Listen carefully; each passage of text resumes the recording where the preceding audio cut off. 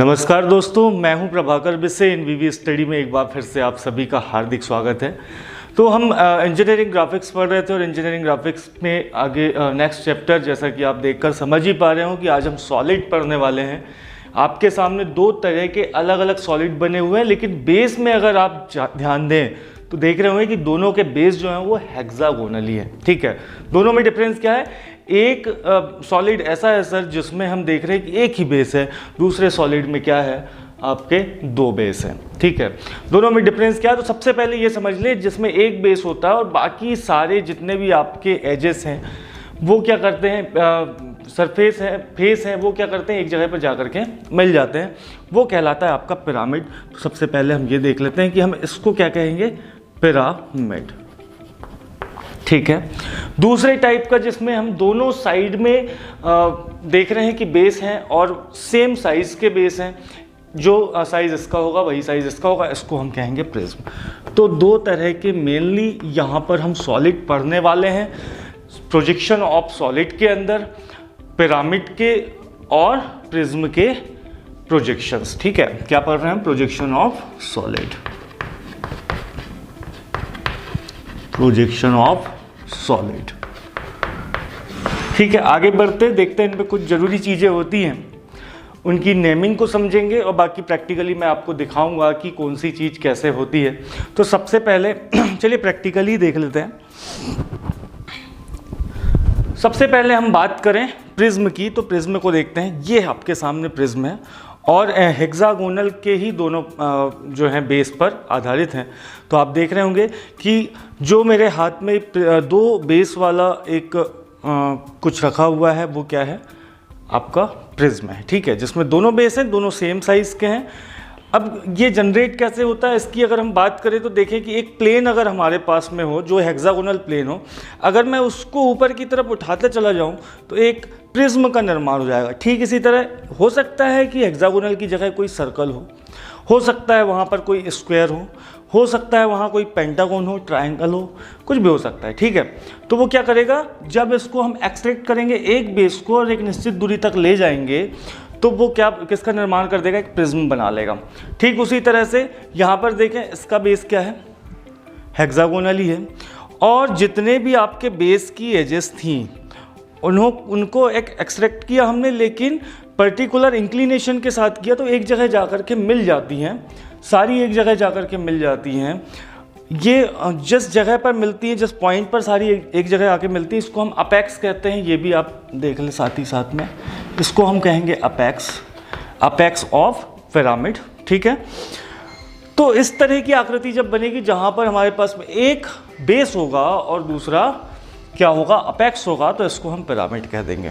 ठीक है, तो दोनों में क्या डिफरेंस है, ये 90 डिग्री पर बिल्कुल सीधे चली गई सारी की सारी जो एजेस थी, जबकि यहाँ पर एक पर्टिकुलर इंक्लिनेशन के साथ में क्या करती हैं, एक्सट्रैक्ट करती हैं और एक जगह पर जाकर के आपस में सारी की सारी मिल जाती हैं।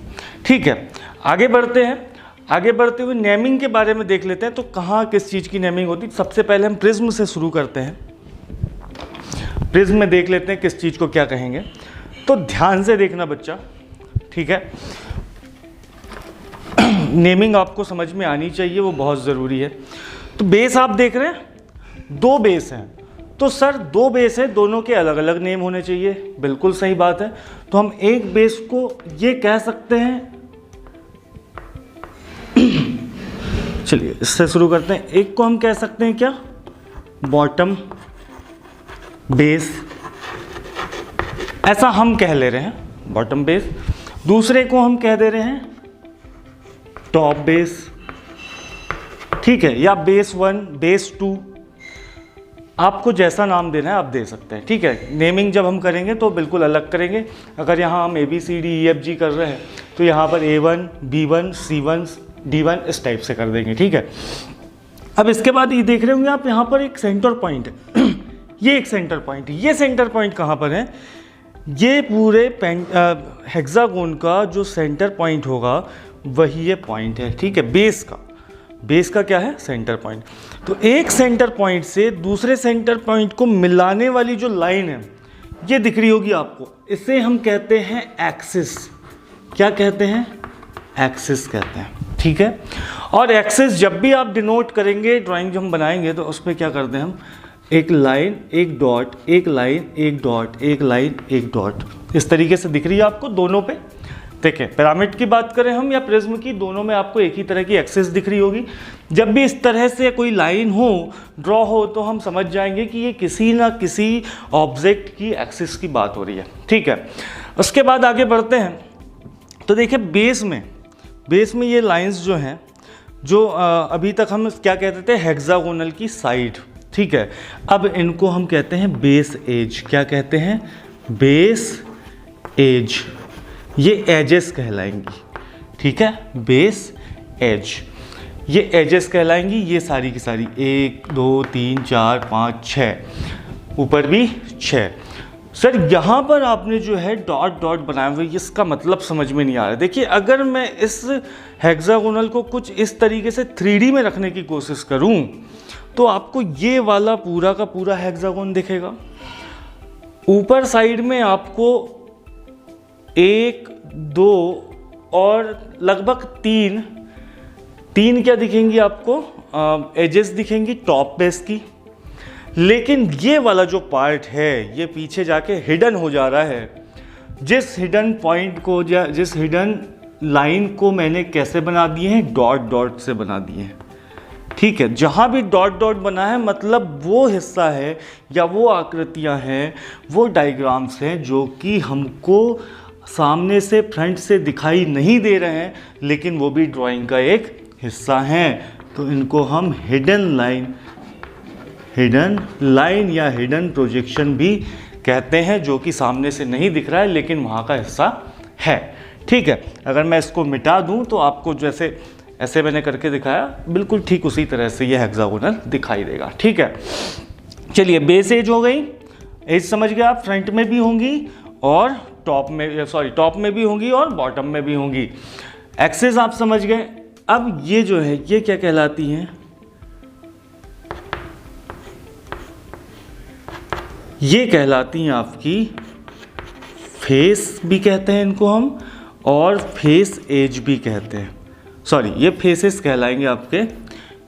ये जो हैं ये पर्टिकुलर, अगर मैं यहाँ से लाइन खींच करके कुछ इस तरीके से आपको दिखाऊं तो ये क्या है, आपका फेस है, ठीक है। ये क्या है, फेस है। मतलब एक लाइन को एक्सट्रैक्ट किया हमने और जो रेक्टेंगुलर साइज बन रहा है, रेक्टेंगल बन रहा है, ये रेक्टेंगल साइड क्या कहलाएगा, आपका फेस कहलाएगा। तो जाहिर सी बात है ये जो लाइंस होगी ये क्या कहला जाएंगी, फेस एज, ठीक है। ये क्या कहला जाएंगी, फेस की एजेस कहला जाएंगी। वैसे ये बेस की एज है, बॉटम बेस है, टॉप बेस है, हिडन लाइन है, एक्सिस। प्रिज्म में लगभग आपको सारी चीज़ें क्लियर होंगी। अब पिरामिड की तरफ हम आगे बढ़ते हैं। पिरामिड में समझते हैं क्या चीज़ें हैं जिनको ध्यान में रखना बहुत ज़रूरी है। सभी को पता है ये तो हो गया आपका एक्सिस। एक्सिस क्या है सर, एक्सिस हेक्सागोनल का सेंटर पॉइंट, और यहाँ से अपेक्स तक जो डिस्टेंस गई हुई है बिल्कुल सीधी, ये क्या कहला रही है, एक्सिस। पर्टिकुलर इसकी कोई ना कोई लेंथ होगी, हमें दी होगी, ठीक है। आगे बढ़ते हैं तो देखिए ये जो एजेस हैं, ये बेस की जो एज हैं, तो यहाँ पर भी क्या कहलाएंगी, ये बेस की एज कहलाएंगी। तो बेस एज हम इसको कह देंगे, ठीक है। ये इसको हम कहते हैं सेंटर, इसको कह देंगे सेंटर। अब ये क्या है, यहाँ पर फेस थोड़ा सा चेंज होता है।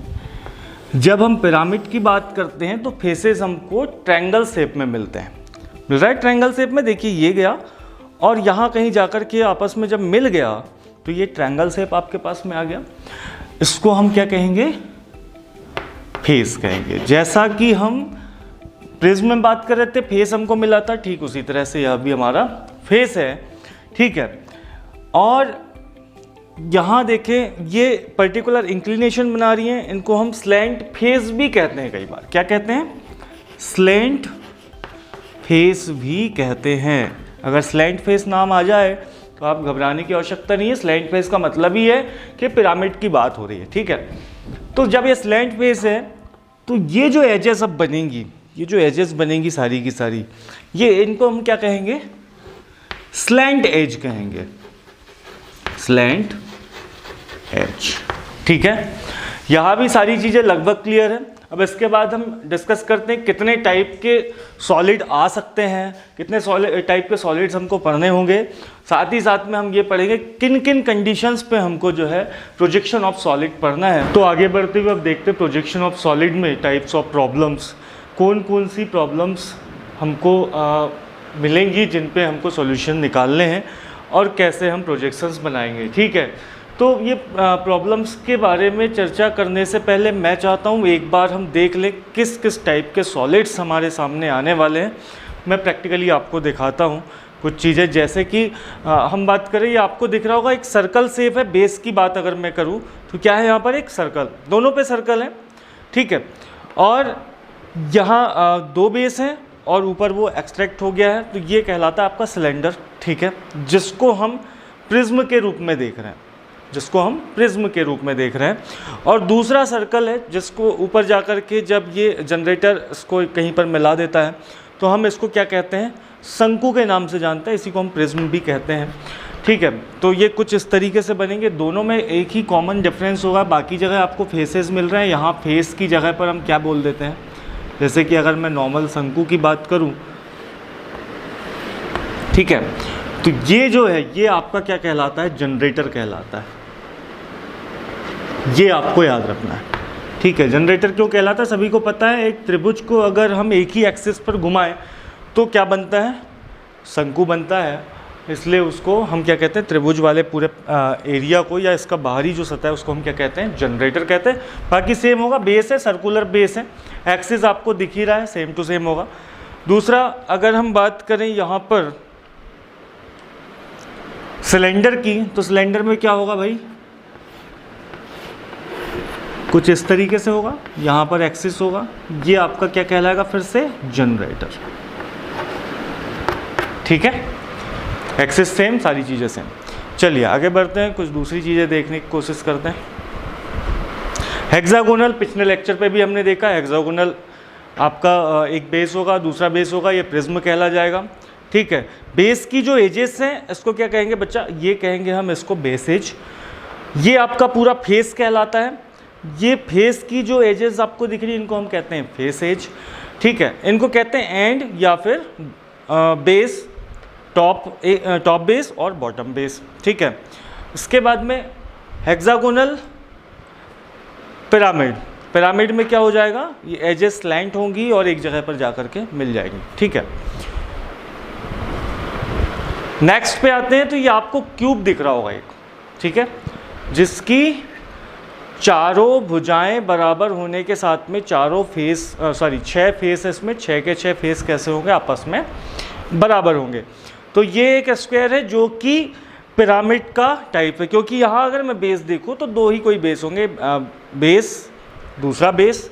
ठीक है, और जहाँ पर दो बेस होते हैं एक समान होते हैं, ये आपको फेसेस मिल गई, 4 फेस मिल गए, उनकी एजेस मिल गई। ठीक है, ये आपका प्रिज्म का टाइप है।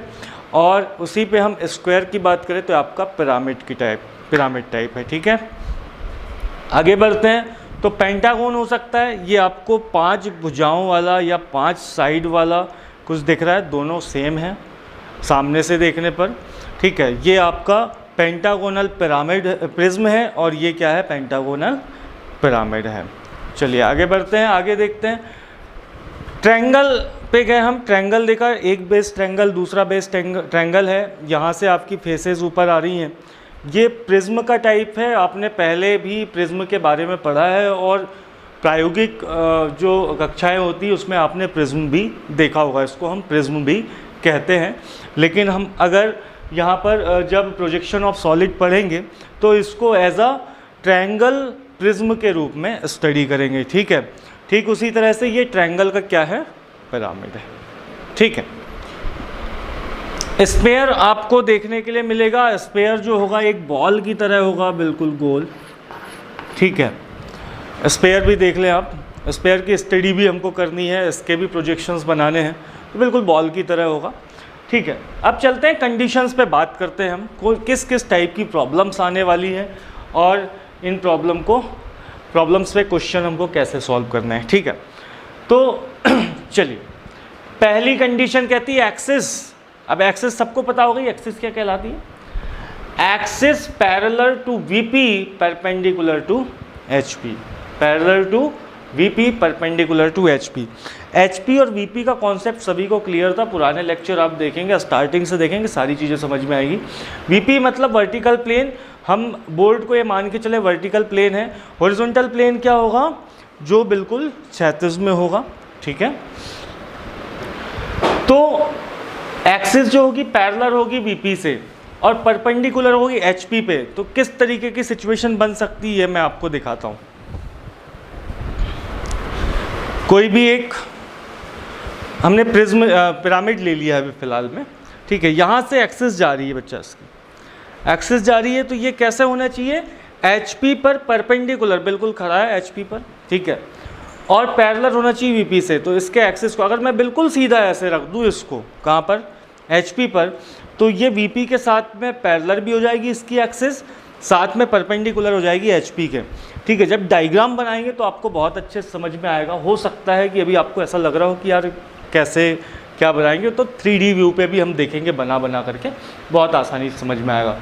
सेकेंड कंडीशन है axis parallel to HP and perpendicular to VP. Perpendicular to VP, ये वीपी है, वीपी के परपेंडिकुलर, इसमें बिल्कुल 90 डिग्री। तो मुझे अब ऐसा रखना होगा, अभी ऐसा रखा था पहली कंडीशन पे, अब ऐसा होगा, ठीक है। तो पहली वाली कंडीशन पे अगर गौर करें हम तो क्या चेंजेस आने वाले हैं? टॉप से देखेंगे तो हमको क्या दिखेगा? ठीक है, टॉप ऐसा रखा हुआ, टॉप से देखा तो अगर ये पेंटागोन है तो मुझे यहाँ से टॉप से पेंटागोन ही दिख रहा होगा, ठीक है। फ्रंट से देखूंगा तो मुझे कुछ ट्रायंगल टाइप की कुछ चीज़ दिख रही होंगी, साथ में एक स्लैंट एजेस भी दिख रही होंगी, ठीक है, और फेसेस दिख रही होंगी, कुछ फेस दिख रही होंगी, कुछ हिडन होंगी। तो कैसे है उसको भी हम बनाएंगे, समझेंगे। यहाँ पर देखिए सेकंड कंडीशन, तो axis parallel to HP, HP के पैरेलल हो लेकिन परपेंडिकुलर टू वीपी, वीपी के परपेंडिकुलर, मतलब बिल्कुल ऐसा होगा। अब फ्रंट से मुझे पेंटागोन दिखेगा और टॉप से मुझे क्या दिखेगा? कुछ एजेस दिखेंगी और ट्रायंगल टाइप का कुछ दिखेगा, ठीक है, क्लियर है। चलिए थर्ड कंडीशन में axis parallel to both HP and VP. अब दोनों से पैरेलल हो ऐसी कंडीशन क्या होगी? तो जाहिर सी बात है, अगर मैं कुछ इसे इस तरीके से लिटा दूं कि ये एचपी के भी पैरेलल हो जाए एक्सिस और वीपी से ऑलरेडी पैरेलल है, ठीक है, तो ऐसी कंडीशन को हम क्या कहेंगे? Axis parallel to both HP and VP. तो तीसरी कंडीशन हमने देख ली, axis parallel to both plane. अगली कंडीशन की तरफ बढ़ते हैं, axis parallel to one plane and incline to another plane, ठीक है। एक प्लेन के क्या हो? पैरेलल हो, किसी एक प्लेन के पैरेलल हो और दूसरे से क्या हो? इंक्लिनेशन बनाती हो। जैसे कि अगर मैं यहाँ बात करूँ, वीपी के ये पैरेलल एक्सिस हो गया और वो एचपी के साथ में कोई इंक्लिनेशन बना नहीं रहा है। कुछ इस कंडीशन पे जब हम बात करेंगे प्रॉब्लम्स की तो आएंगी फोर्थ नंबर की कंडीशन पे, जिसको हम कहते हैं axis parallel to one plane and incline to another plane, ठीक है।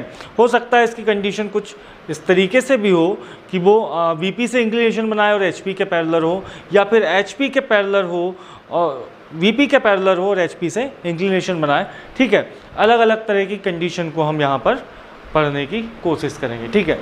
आगे बढ़ते हैं, axis incline to both HP and VP, दोनों से इंक्लिनेशन कैसा बनाएगा? तो ये एक्सिस है, एक्सिस एक बार वीपी से बना लिया, दूसरी बार में क्या किया? एचपी से इंक्लिनेशन बना लिया। तो इस कंडीशन को हम कैसे कहेंगे? जब प्रोजेक्शन बनाएंगे तो ये वाली कंडीशन क्या कहलाएगी? Axis incline to both HP and VP, ठीक है। तो ये तमाम चीज़ें हमने देखी कि कितने टाइप की प्रॉब्लम्स आएंगी यहाँ पर, कितने टाइप की प्रॉब्लम्स को हमको सॉल्व करना है, प्रोजेक्शंस बनाना है, ठीक है। अब इन सभी के क्वेश्चंस बारी बारी से हम करते जाएंगे और आई होप आप लोगों को बहुत अच्छे से समझ में आएगा, बारीकियों से समझ में आएगा। एक और चीज़ मैं सारे बच्चों से कहना चाहता हूँ कि हेक्सागोनल कैसे बनाना है, पेंटागोनल कैसे बनाना है, ठीक है। जितने प्लेन्स थे, प्लेन्स के बाद में सॉलिड हमको जनरेट करना है, पिरामिड बनाना है, तो ये तमाम चीज़ें तो बाद में देखेंगे। सबसे पहले बेस की अगर बात करें, सर्कल कैसे बनता है, उसको 12 पार्ट में 8 पार्ट में कैसे डिवाइड करते हैं, हेक्सागोनल कैसे बनाते हैं, पेंटागोन कैसे बनाते हैं, ये हमने पिछले लेक्चर्स पे जब हम प्लेन स्टार्ट कर रहे थे तब हमने बहुत अच्छे से सीखा था। जिस किसी को भी हेक्सागोनल, पेंटागोनल या फिर और कोई बेस बनाने नहीं आ रहे हैं तो क्या करें कि उस लेक्चर पे जाएं जहां से हमने प्लेन को स्टार्ट किया है, एक बार फिर से देखें। और साथ में लिंक डिस्क्रिप्शन पे हम डाल दे रहे हैं ताकि आपको और आसानी हो उसी वीडियो की, तो आसानी के साथ में सारी चीज़ें समझ में आ जाएंगी। ठीक है, सभी छात्रों से उम्मीद है कि सभी लोगों को बहुत अच्छे से समझ में आ रहा होगा। और मिलते हैं अगले लेक्चर पे जहाँ पर हम क्वेश्चंस बनाएंगे, सीधे प्रॉब्लम्स पे जाएंगे और उनके सॉल्यूशंस ढूंढेंगे। धन्यवाद।